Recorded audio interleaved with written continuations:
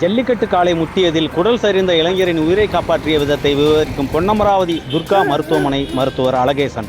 சிவகங்கை மாவட்டம் திருப்பத்தூர் அருகே உள்ள சிராவயல் மஞ்சுவிரட்டில் வேடிக்கை பார்த்து கொண்டிருந்த அன்னகாமு என்ற சிறுவனை எதிர்பாராத விதமாக மாடு முட்டியதில் சிறுவனுக்கு சம்பவ இடத்திலேயே குடல் சரிந்து விழுந்தது. அங்கிருந்த பார்வையாளர்கள் சிலர் அந்த சிறுவனை ஆம்புலன்ஸ் மூலம் பொன்னமராவதியில் உள்ள ஸ்ரீ துர்கா மருத்துவமனைக்கு அனுப்பி வைத்தனர். மேலும் மஞ்சுவிரட்டில் மாடு முட்டி குடல் சரிந்ததில் தேனி மாவட்டத்தைச் சேர்ந்த அன்னகாமு என்ற 16 வயது சிறுவனுக்கு ஸ்ரீ துர்கா மருத்துவமனையின் தலைமை மருத்துவர் டாக்டர் அழகேசன் பரிசோதனை செய்தபோது அந்த சிறுவனுக்கு இருதய இரத்த குழாய் கிழிந்து அதிக அளவில் இரத்தப்போக்குடன் நுரையீரலும் காயப்பட்டு மூச்சுத்திறனருடன் ஆபத்தான நிலையில் அனுமதிக்கப்பட்டார். கடுமையான போராட்டத்திற்கு பிறகு பொன்னமராவதி துர்கா மருத்துவமனை மருத்துவர் அழகேசன் அந்த சிறுவனின் உயிரை காப்பாற்றினார். அவர் காப்பாற்றிய விதத்தை செய்தியாளர்களிடம் விவரித்தார்.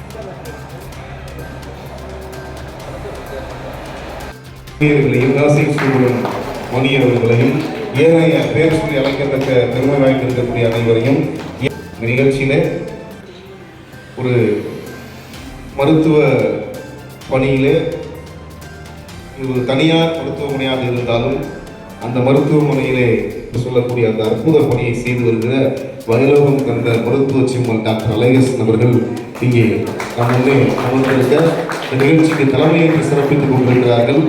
அமல சபையினுடைய மாநில தலைவி, சிவகங்கை மாநில தலைவி அருண் சகோதரி லீமா ரோஸ் அவர்கள் நேற்றைக்கு நம்முடைய அமல நிகழ்ச்சிக்கு மேல்நிலைப் பள்ளியின் நுழைவாயிலை திறந்து வைத்திருக்கிறார்கள். சிபிஎஸ்இ பள்ளியினுடைய துவக்க விழா வருகின்ற 12ஆம் வரவேற்று இந்த நிகழ்ச்சியை முத்தாய்ப்பாக சிராவயல் மஞ்சுவிரட்டிலே தமிழர் மரபு காட்டி நெஞ்சுறுதி காட்டி ஒரு சூழ்நிலையிலே நெஞ்சிலே இதயத்திற்கு பக்கத்திலே அந்த மாடு பாய்ந்து அதன் மூலமாக இதயத்திற்கு செல்லக்கூடிய அந்த இரத்த குழாய் தடைபட்டு அது உண்டாகி போனதால் உயிருக்கு போராடிய தேனி மாவட்டத்தில் அங்கிருந்து வந்திருக்கக்கூடிய உங்களுக்கு ஆசீர்வாதம் தர வந்திருப்பவரும் தேனியைச் சேர்ந்த சிந்தலைச்சேரியை சேர்ந்தவர் தான் அவங்க அறிவிச்சவர்களும். உங்கள் மகன் 100 ஆண்டுகள் நன்றாக இருப்பார், கவலைப்படாதீங்க. ஏன்னா நீங்கள் வந்திருக்கிற இடம், உங்களை அவனை காப்பாற்றிருக்கிற இடம் ஸ்ரீ துர்கா மருத்துவமனை. தமிழ்நாட்டில் இத்தனையோ மருத்துவமனைகள் இருக்கலாம், அன்னைக்கு தேடி வந்தீங்க. உயிரை காப்பவர்கள் மருத்துவர்கள் என்றால் எங்களுடைய டாக்டர் அழகேசன் அவர்கள் உயிரை கொடுத்து காப்பாற்றுவார். அவர் தன்னுடைய உயிரை ஊடுருவ செய்வார். நான் பார்த்துருக்கேன் எத்தனை பேர் துடிக்கின்ற நேரத்தில், இதே துடிப்பில் துடிக்கின்ற நேரத்தில் கடைசி மூச்சு காற்று இருக்கும் பொழுது அவர் தன்னை ஒப்படைப்பார். நான் பார்த்து நீ வாழ்க்கையில் நிறைய சாதிப்பதற்காக 2ஆம் பிறவி எடுத்திருக்கிறார். அதை மறக்கலாம். ஏன் எல்லாம் 2ஆம் பிறவி எடுத்து சாதிப்பதற்காக நீ மீண்டும் பிறந்திருக்கிறாய். முதலில் பிறக்க வைத்தது இறைவன் என்றால் 2வது முறை உனக்கு உயிரை காப்பாற்றி தந்திருப்பது இறைவனால் அனுப்பப்பட்ட ஒரு மகான் தான் டாக்டர் அழகேசன் அவர்கள். அவரை வாழ்த்துவதில் பெரும் மகிழ்ச்சி அடைகிறேன்.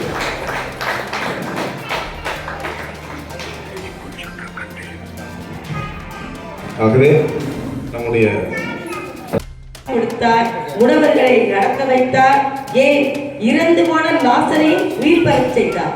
அப்படி வல்லமைமிக்க தேவனுடைய அருள்கரம் இதோ இந்த நாட்களிலே நமது அன்பிற்கும் பாசத்துக்கும் உரிய நமது மருத்துவர் டாக்டர் அழகேசன் அவருடைய கரங்களில் இருக்கிறது என்பதை நான் நேரத்திலே உணர்ந்து நான் உங்களிடம் பகிர்ந்து கொள்கின்றேன். அன்பார்ந்தவர்களே, ஒரு மருத்துவர் என்பது கடவுள் கொடுத்த அந்த உயிரை காப்பாற்றுகின்றவர் என்று சொல்லலாம். கடவுள் உயிர் கொடுத்து ஒரு உயிரை உலகிற்கு அனுப்பி வைக்கின்றார். எத்தனை பேரை நாம் பார்க்கின்றோம், திடீரென்று இதய வலி, நெஞ்சு வலி இறந்து போகின்றார். எத்தனையோ பேர் நான் பார்த்திருக்கிறேன். இந்த குறிப்பிட்ட சில நாட்களில் கூட பல செய்திகளை கேள்விப்பட்டேன். ஆனால் ஒரு சிறுவன், இவனை கடவுள் அன்பு செய்கின்றார். எனவேதான் கடவுள் இவனுக்கு போன உயிரை மீண்டும் கொடுத்திருக்கின்றார். ஏன்னா சிறு பிள்ளைகளிடம் வரவிடுங்கள் என்று அன்போடு அழைக்கின்ற தேவன் இந்த சிறுவன் மீது மிகுந்த அன்பும் பாசமும் வைத்திருந்ததால் இவன் நீடூழி வாழ வேண்டும், இந்த உலகத்தில் நன்மையான காரியங்கள் பல செய்ய வேண்டும் என்ற காரணத்தினால் கடவுள் அவனை இன்று உயிர்ப்பெற செய்திருக்கின்றார். யார் வழியாக? நம் டாக்டர் அழகேசன் சார் வழியாக. சொல்லுகின்ற போதே எனக்கெல்லாம்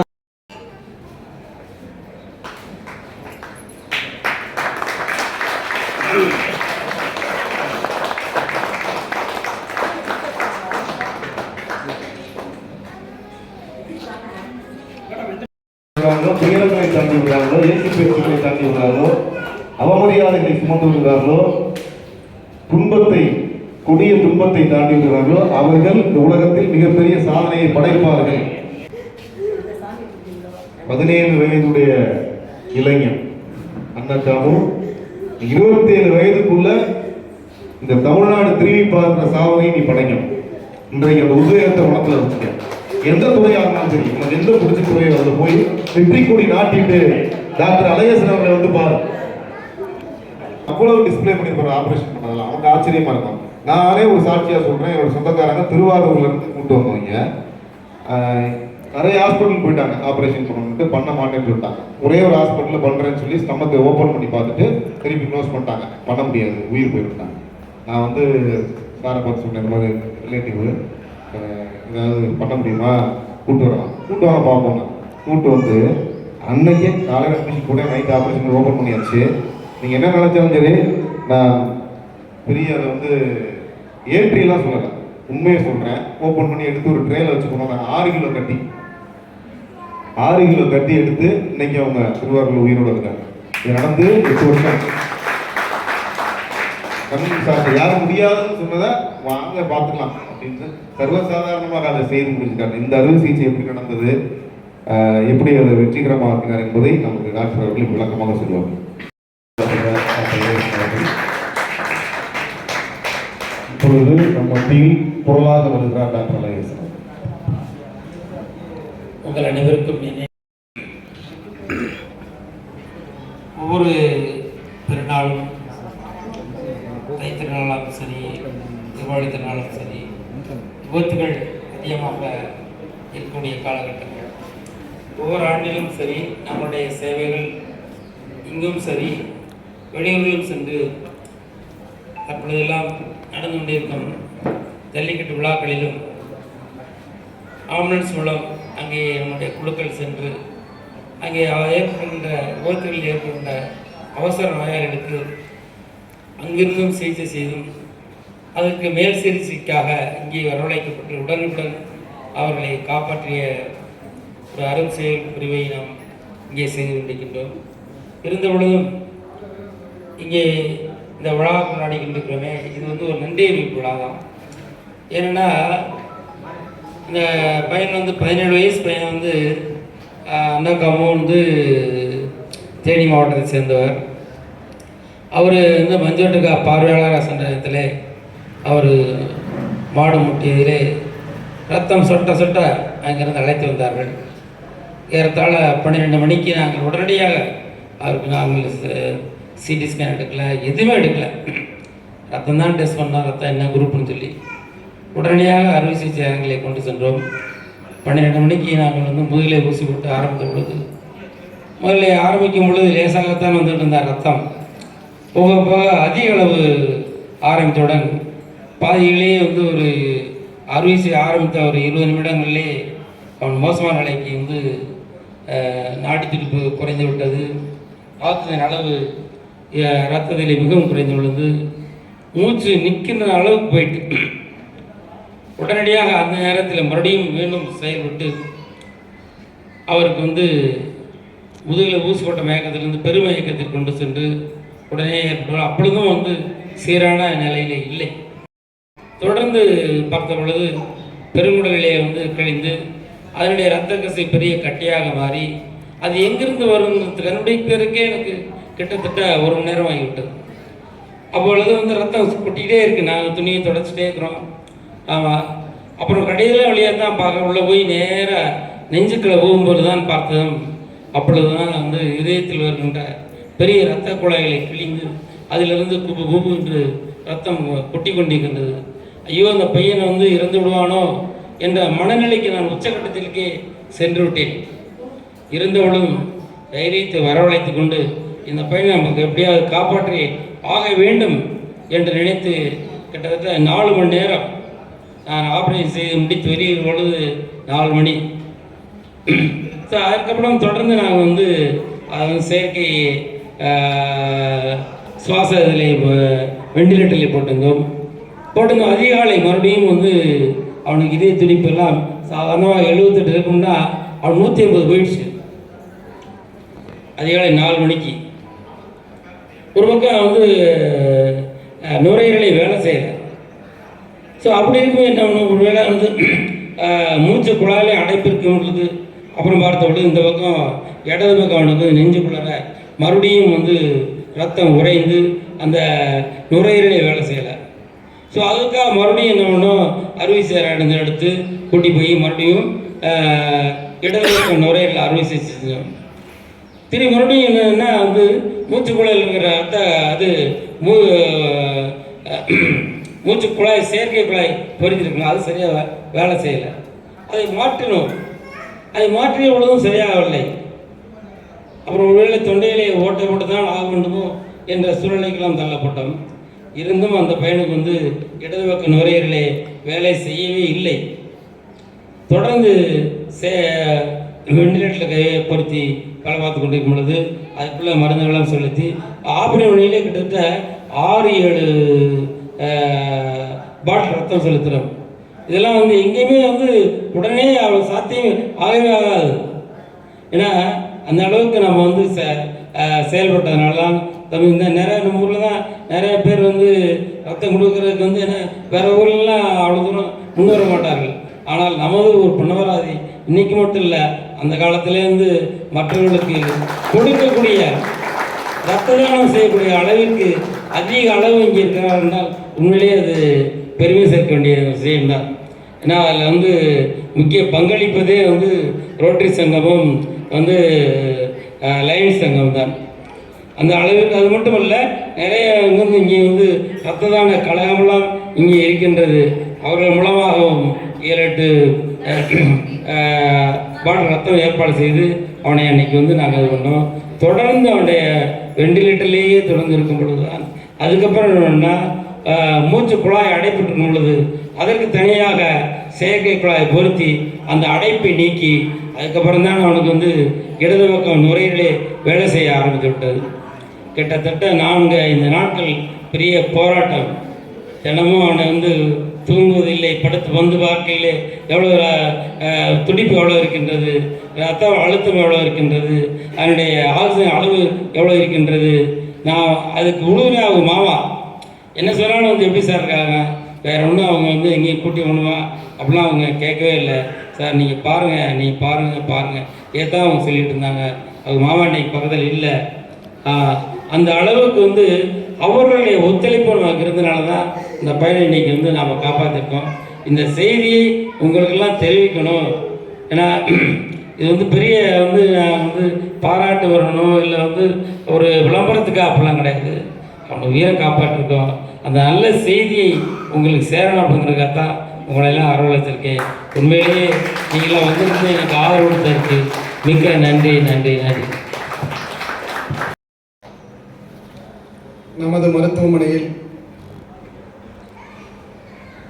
ஒரு அபாய கட்டத்தை தாண்டிய ஒரு சிறுவனை கடவுளாக இருந்து காப்பாற்றிய டாக்டர் அழகேசன் அவர்களுக்கு ஒரு பாராட்டு விழா சிறப்பாக நடைபெற்று கொண்டிருக்கின்றது. இந்த பாராட்டு விழாவை ஒருங்கிணைத்துக் கொண்டிருக்கின்ற மரியாதைக்குரிய அமலன்னை மெட்ரிக் மேல்நிலைப் பள்ளியுடைய துணை முதல்வர் பிரின்ஸ் சார் அவர்களே, அமலன்னை மெட்ரிக் மேல்நிலைப் பள்ளியினுடைய முதல்வர் அவர்களே, மாநில தலைவி அவர்களே மற்றும் அருட்சகோதரிகளே, துர்கா மருத்துவமனையினுடைய மருத்துவர்களே, பணியாளர்களே, செவிலியர்களே,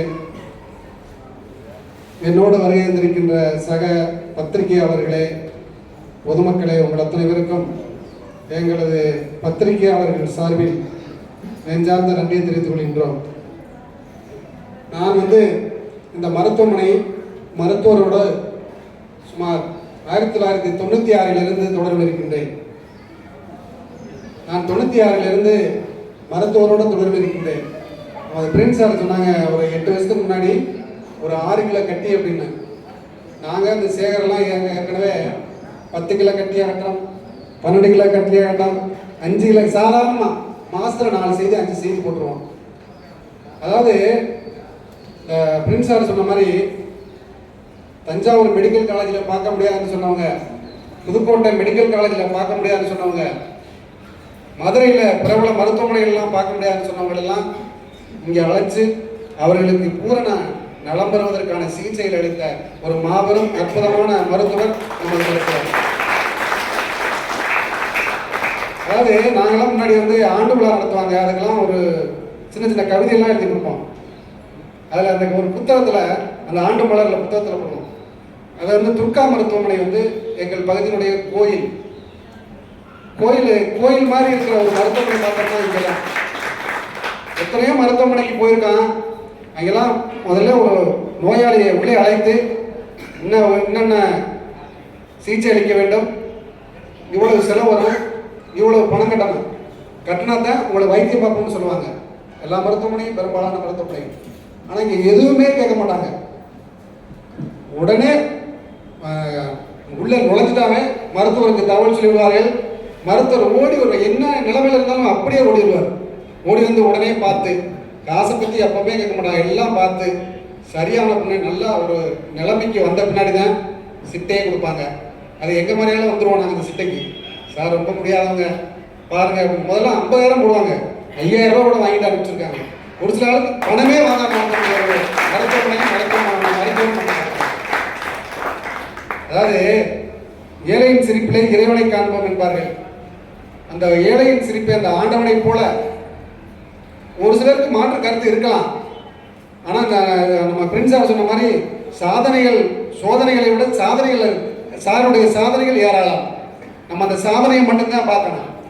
நாங்கள் அந்த சாதனையை மட்டும்தான் அவங்க பார்க்கணும். அதாவது ஒரு வெளிப்படையாகவே சொல்லணும்னா, சமீபத்தில் ஒரு சம்பவம், சாருக்கு உள்ளுக்கு கொஞ்சம் எங்கள் மேலாம் கொஞ்சம் வருத்தம், ரொம்ப வருத்தம் இல்லை, கொஞ்சம் வருத்தம். ஏன்னா சொல்லணும், கொஞ்சம் வருத்தம். செய்து வாழ் என்று சொல்லி அனுப்பியிருக்கிறார்களோ, அன்பு செய்து வாழுங்கள் என்று கூறியிருக்கிறாரோ, அதே போல நீயும் பிள்ளையாக வாழ வேண்டும். எப்படி கடவுள் பிறருக்கு உதவி செய்து